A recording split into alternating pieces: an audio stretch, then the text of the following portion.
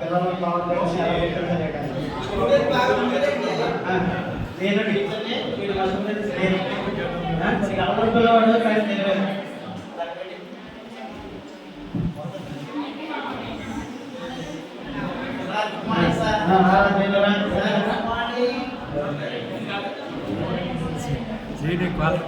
ఆడు స్టూడెంట్ లాగా ఉన్నాడా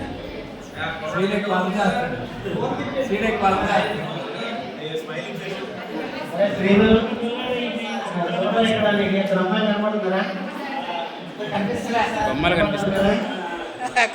చూసి ఆ ఇద్దరు అమ్మాయిల్లో ఎవరు కోపం ఉన్నారో చెప్పండి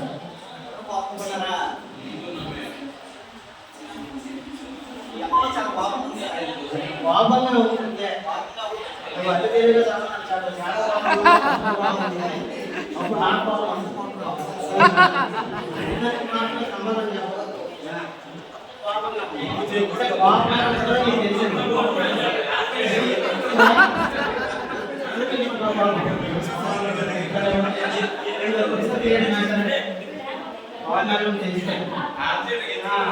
ఈ అమ్మాయి ఎవరు చెప్పు వాళ్ళగా సమాధానం చాలా ఆనందంగా ఉంది అంతే అది ఆనందంగా ఉంది కోపం చేసింది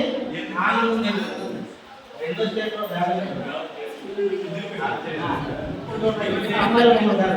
ఇప్పుడు అబ్బాయి బొమ్మ ఇప్పుడు ఏం జరుగుతుంది ఏ కథ చెప్తూ నాకు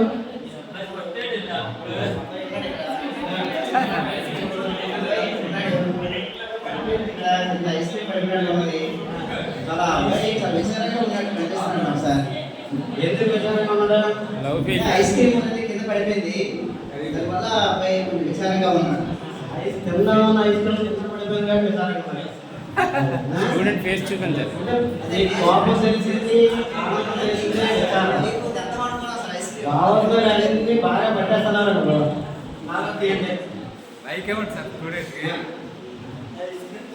ఇప్పుడు భావోద్వేగాలన్నీ గుర్తుపెట్టావు నీకు వచ్చేపు పెట్టగా చెప్తాను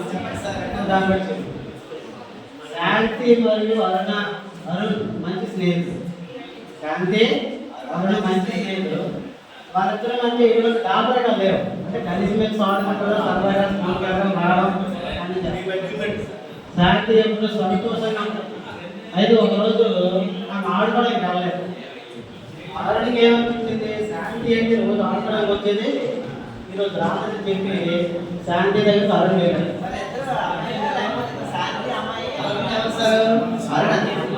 అరుణ్ అబ్బాయి ఎప్పుడు అమ్మాయి చేస్తాడు అరుణ్ ఆమె ఇంటికి వెళ్ళినప్పుడు ఆమె నిశ్శబ్దంగా కూర్చుంది కనీసం మాట కూడా మాట్లాడలేదు ఏమైంది శాంతికని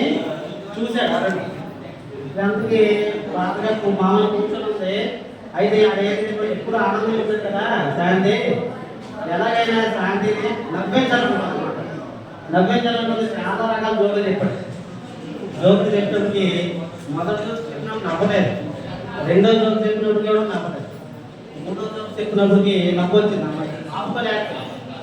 ఆపుకోలేక నవ్వింది నవ్వినప్పుడు ఏమైంది అప్పుడు అరుణ శాంతిని